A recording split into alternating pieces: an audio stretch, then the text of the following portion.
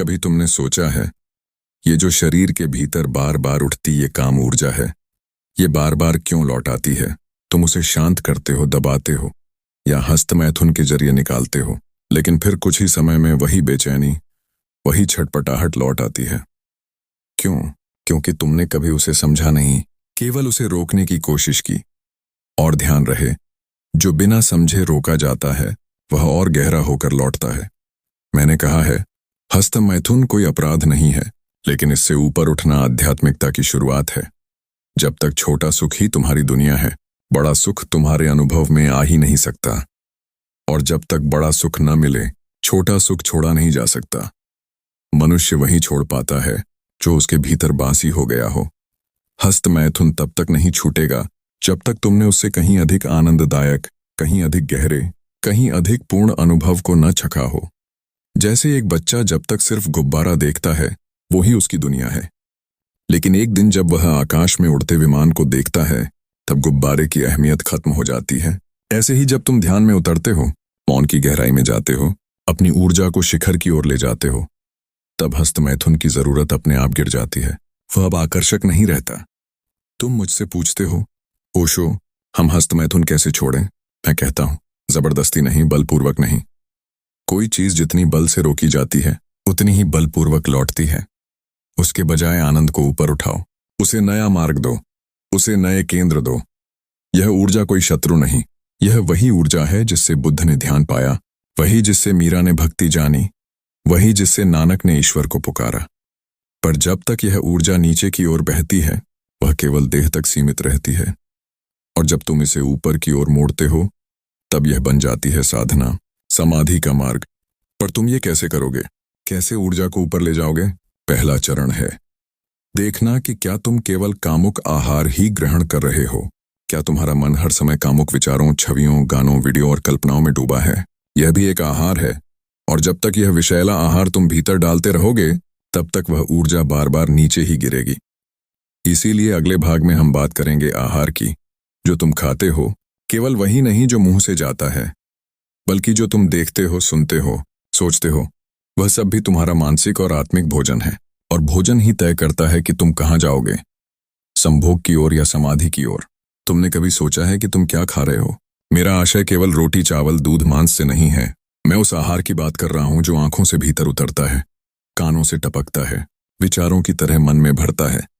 जो तुम देख रहे हो, वही तुम्हारी चेतना को आकार दे रहा है। जो तुम सुन रहे हो, वही तुम्हारी ऊर्जा की दिशा तय कर रहा है।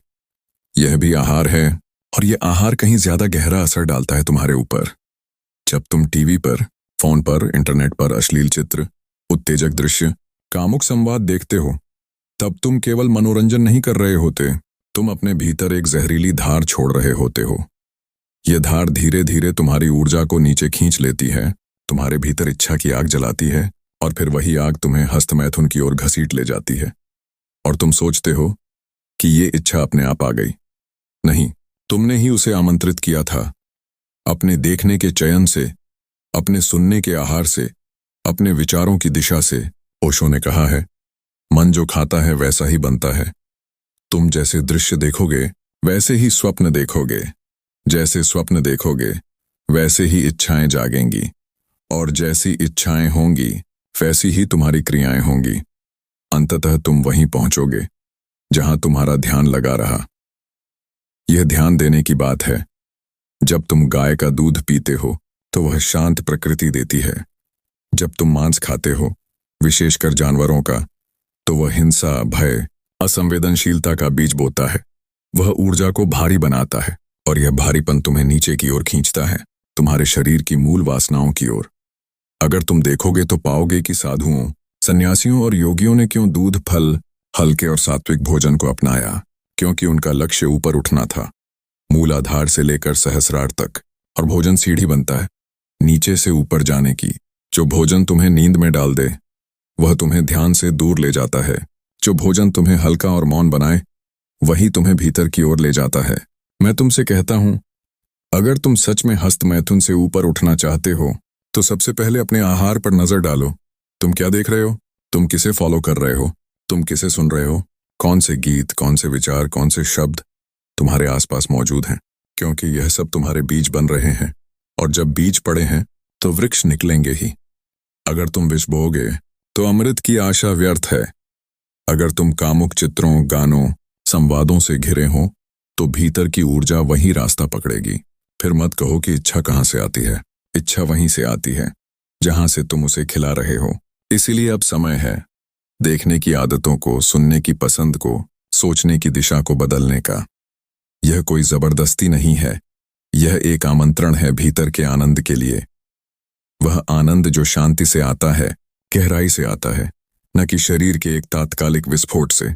यह भी एक प्रकार की क्रांति है, एक ऐसी क्रांति जिसमें तुम अपने आंतरिक भोजन को पवित्र बनाते हो ताकि तुम्हारा भीतर एक मंदिर बन सके। अब अगले भाग में मैं बात करूंगा ध्यान की, क्योंकि जहां तुम्हारा ध्यान जाता है वहीं तुम्हारी ऊर्जा बहती है, और ध्यान की दिशा ही तय करती है कि तुम नीचे गिरोगे या ऊपर उड़ोगे। ध्यान, यह शब्द सुनते ही बहुत से लोग सोचते हैं बैठ जाओ, आंखें बंद कर लो, कुछ मत सोचो। लेकिन यह तो केवल शरीर की मुद्रा है, ध्यान नहीं। ध्यान का अर्थ है ऊर्जा को नया मार्ग देना, उसे नीचे से ऊपर बहने देना। और यही असली उपाय है उस ऊर्जा को संभालने का जिसे तुम आज तक व्यर्थ में बहाते आ रहे हो, हस्त मैथुन के माध्यम से। ओशो ने कहा है, ध्यान केवल क्रिया नहीं है, यह दिशा है। जिस ओर तुम देखोगे ऊर्जा उसी ओर बहेगी। और यही कारण है कि जब तुम्हारा ध्यान कामुकता पर होता है, चाहे वह इंटरनेट हो, कल्पना हो या स्मृति, तब तुम्हारी ऊर्जा वहीं बहने लगती है, नीचे की ओर। और वह ऊर्जा नीचे जाती है तो केवल एक ही जगह जाकर विस्फोट करती है, हस्त मैथुन में। तुम सोचते हो इसे रोक लूं, दबा लूं, लेकिन तुम यह नहीं जानते कि ऊर्जा को रोका नहीं जा सकता। वह या तो ऊपर जाएगी या नीचे। इसलिए उपाय यही है कि ध्यान को बदलो, उसके केंद्र को बदलो। जैसे ही तुम ध्यान को बदलते हो, ऊर्जा की धारा भी बदल जाती है। इसीलिए मैंने ध्यान को केवल मानसिक प्रक्रिया नहीं, बल्कि ऊर्जा का विज्ञान कहा है। ध्यान एक दिशा है, एक बहाव। ये उस नदी की तरह है जो पहाड़ से गिर रही हो। अगर तुम नीचे रोकोगे तो वह बांध बन जाएगी और फूटेगी, तबाही मचाएगी। लेकिन अगर तुम उसे ऊपर की ओर मोड़ दो तो वही नदी बादल बन जाएगी, बारिश बन जाएगी, जीवन बन जाएगी। और ध्यान का सबसे सीधा विज्ञान यह कहता है, तुम जहां ध्यान रखते हो ऊर्जा वहीं जाती है। तो अब सोचो, तुम दिन भर कहां ध्यान रख रहे हो? अपने फोन पर, तस्वीरों पर, वीडियो पर, और फिर सोचते हो कि क्यों काम की इच्छा जाग रही है, क्यों तुम्हारा शरीर बेचैन हो रहा है, क्योंकि तुमने स्वयं ही ध्यान को नीचे केंद्रित कर रखा है। अब समय है ध्यान को सिर की ओर, हृदय की ओर, सांस की ओर ले जाने का। ध्यान में जब तुम सांस पर टिक जाते हो तो तुम धीरे धीरे वर्तमान में लौटते हो, और यह वर्तमान ही पहला दरवाजा है भीतर जाने का। जब तुम केवल सांस को देख रहे हो, अनुभव कर रहे हो, तब तुम्हारे भीतर की गति बदल जाती है।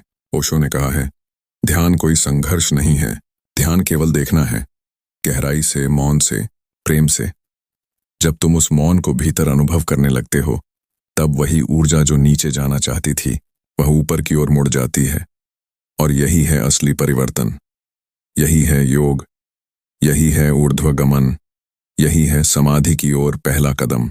इसलिए अगला चरण उससे भी गहरा है, जहां केवल ध्यान नहीं बल्कि मूल बंध का प्रयोग होता है, यानी ऊर्जा को मूल आधार से उठाकर सहस्रार की ओर खींचना।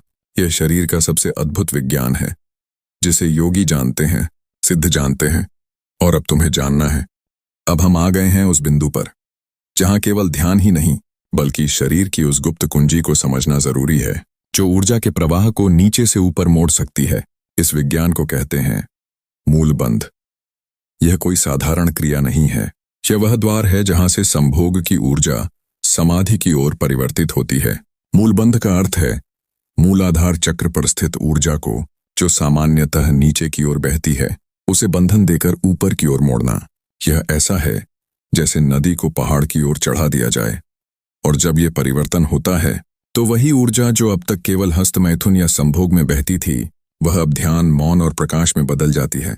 ओशो ने कहा है, मूल बंध शरीर की भीतरी टेक्नोलॉजी है। यह वह बटन है जिसे दबाते ही ऊर्जा का रुख बदल जाता है। लेकिन ध्यान रहे, यह सिर्फ एक यौगिक मुद्रा नहीं है। यदि तुम केवल तकनीकी रूप से मूल बंध करते हो, लेकिन तुम्हारा मन अभी भी कामुकता से भरा है, तुम्हारा आहार अभी भी विषैला है, तुम्हारा ध्यान अभी भी इधर उधर भटक रहा है, तो मूल बंध का चमत्कार नहीं होगा। यह क्रिया तभी काम करती है जब तुमने पहले 3 सीढ़ियां पूरी कर ली हो। आहार को शुद्ध किया हो, ध्यान को स्थिर किया हो और भीतर मौन के स्पर्श को अनुभव किया हो। अब समझो इसे कैसे किया जाता है। जब तुम ध्यान में बैठते हो, सांस पर टिकते हो और धीरे धीरे गहराई में उतरते हो, तब धीरे से अपने गुदाद्वार के पास की मांसपेशियों को भींच लो। बहुत धीरे, बहुत सजगता से, ऐसा मानो जैसे किसी ऊर्जा को तुम नीचे गिरने से रोक रहे हो। यह भींचाव ही मूल बंध है। जब यह अभ्यास बार बार किया जाता है तो एक समय आता है कि ऊर्जा का प्रवाह उल्टा हो जाता है। तुम कामुक इच्छा को महसूस तो करते हो, लेकिन अब वह नीचे की ओर नहीं जाती, वह ऊपर उठती है। और यही उठाव, यही ऊर्जा की दिशा परिवर्तन जीवन में एक नए युग की शुरुआत करता है। ओशो कहते हैं, जब मूलबंध सिद्ध हो जाता है तब मनुष्य के भीतर वही ऊर्जा कुंडलिनी बनकर जागती है और यह जागरण ही उसे सीमित देह से असीम आत्मा की ओर ले जाता है। लेकिन लोग इसे केवल एक तकनीक मान लेते हैं, जैसे कोई व्यायाम। नहीं, यह तो एक प्रेम भरी पुकार है भीतर के ब्रह्मांड को जगाने की। और ये तभी संभव होता है जब तुम संपूर्ण समर्पण के साथ, पूरे मौन और सजगता के साथ इसे करते हो। कोई जल्दी नहीं, कोई हड़बड़ी नहीं। जैसे कोई मंदिर के द्वार पर बैठा हो, प्रतीक्षा में, शांत और भीतर से खुला। जब मूलबंध, ध्यान और मौन ये तीनों मिलते हैं, तब शरीर की सारी काम ऊर्जा ऊपर की ओर चलने लगती है। और तब जो आनंद फूटता है वह शब्दों से परे है। वह हस्त मैथुन के आनंद से लाख गुना गहरा, शांत, दिव्य होता है। वहां देह नहीं होती, वहां केवल ऊर्जा होती है, प्रकाश होता है और निर्वाण की झलक मिलती है। अब अगले भाग में मैं बात करूंगा उस अंतिम स्थिति की जहां न इच्छाएं बचती हैं न संघर्ष, जहां केवल समर्पण है और वह समर्पण स्वयं को ब्रह्म से जोड़ देता है। जब तुमने अपने आहार को शुद्ध किया, जब तुमने अपने ध्यान की दिशा बदली, जब तुमने मूलबंध के माध्यम से ऊर्जा को ऊपर उठाया, तब अब एक आखिरी चरण बचता है, समर्पण। और यही वह बिंदु है जहां काम की चाह, हस्तमैथुन की जरूरत, वासना की पकड़ अपने आप मिटने लगती है। ओशो कहते हैं, जहां कुछ भी पकड़ने को नहीं बचा, जहां छोड़ने की भी जरूरत नहीं, वहीं समर्पण घटता है। अब तक जो कुछ तुम कर रहे थे वह भीतर की सफाई थी, ऊर्जा का शोधन था। लेकिन समर्पण वो है जो तब घटता है जब तुम अब कुछ करना भी नहीं चाहते। न त्याग, न युद्ध, सिर्फ मौन, सिर्फ शांति, सिर्फ होना। हस्तमैथुन तब होता है जब भीतर कोई कमी महसूस होती है और तुम उस कमी को किसी तात्कालिक सुख से भरने की कोशिश करते हो। लेकिन समर्पण में कोई कमी नहीं होती, वहां सब कुछ पूरा है। वहां प्रेम भी है, मौन भी है और आनंद तो जैसे झरने की तरह बह रहा होता है। समर्पण का अर्थ यह नहीं कि तुमने संघर्ष जीत लिया। समर्पण का अर्थ है अब संघर्ष की जरूरत ही नहीं रही। अब तुम किसी वासना से लड़ नहीं रहे, अब वासना ने खुद ही अपना अस्तित्व खो दिया है। जैसे सूरज के सामने दिया बुझ जाता है, वैसे ही समर्पण में देह की इच्छाएं, छोटे सुखों की चाह, हस्तमैथुन का आकर्षण अपने आप लुप्त हो जाते हैं। तुम अब किसी को पाने की कोशिश नहीं कर रहे, क्योंकि अब तुमने खुद को पा लिया है। ओशो कहते हैं, समर्पण का अर्थ है अब मैं कुछ नहीं हूं, केवल शून्य हूं, मौन हूं। और इस मौन में जो घटता है वही सच्चा संभोग है, वही सच्ची समाधि है। अब यहां कोई वर्जना नहीं है, कोई न करना नहीं है। अब तो बस यह अनुभूति है कि हस्तमैथुन कोई अपराध नहीं था, वह एक शुरुआत थी। लेकिन जो वहीं रुक गया वह खो गया, जो उससे ऊपर उठा वह नया जन्म पा गया। अब वह आत्मा बन गया, अब वह प्रकाश बन गया, अब वह प्रेम बन गया। अब अंतिम भाग में मैं तुम्हें उस मौन ध्यान की एक साधना दूंगा जिससे तुम इस पूरे मार्ग को स्वयं अनुभव कर सको। अब जब तुम सब कुछ समझ चुके हो, आहार को, ध्यान को, मूलबंध को और समर्पण को, तो अब समय है कि तुम इस ज्ञान को अनुभव में बदलो। अब आंखें बंद करो, पीठ सीधी रखो, शरीर को स्थिर कर लो जैसे कोई पत्थर का मंदिर हो। अब अपनी सांस को देखो, केवल देखो, कोई प्रयास मत करो। बस सहज रूप से महसूस करो कि हवा भीतर आ रही है, बाहर जा रही है। यही जीवन की धारा है। अब धीरे से अपने गुदा के पास की मांसपेशियों को हल्का सा भींचो, बिना तनाव के, बिना जल्दबाजी के, जैसे तुम किसी बहती हुई ऊर्जा को नीचे गिरने से रोक रहे हो। ये मूलबंध है और अब तुम्हारा ध्यान उस मूल स्थान से उठेगा। ऊपर उठाओ ध्यान, रीढ़ की हड्डी से होते हुए नाभि तक, फिर हृदय तक, फिर गले तक और फिर आज्ञा चक्र तक ले आओ, जो दोनों भौहों के बीच है। अब वहीं ध्यान टिकने दो। केवल मौन रहो। कोई विचार नहीं, कोई कल्पना नहीं, बस वहां रुको, जैसे कोई अज्ञात द्वार पर खड़ा हो और भीतर उतरने की अनुमति मांग रहा हो। वहीं रुको। सांस चल रही है, ऊर्जा बह रही है और तुम्हारा मौन गहरा होता जा रहा है। यही साधना है, यही वह मार्ग है जो तुम्हें हस्त मैथुन जैसी आदतों से ऊपर उठा सकता है। क्योंकि अब तुम उसे किसी जबरदस्ती से नहीं छोड़ रहे, तुम उसे भूल रहे हो। क्योंकि अब जो भीतर घट रहा है वह कहीं अधिक आनंदपूर्ण, कहीं अधिक दिव्य है।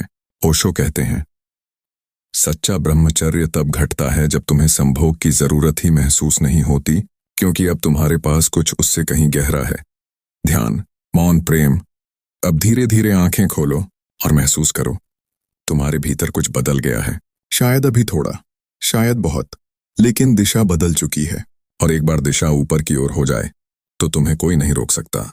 अब तुम तैयार हो संभोग से समाधि की ओर चलने के लिए।